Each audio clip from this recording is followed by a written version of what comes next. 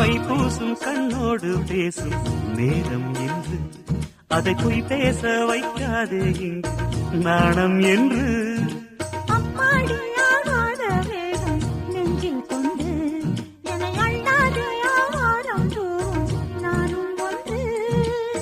கண் வைத்த பின்னாலே கை வைக்க கூடாதா?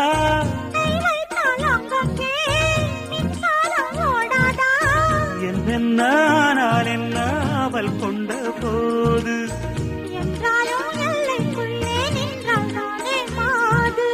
மார் மீதும் தோள் மீதும் சாய்ந்திருக்க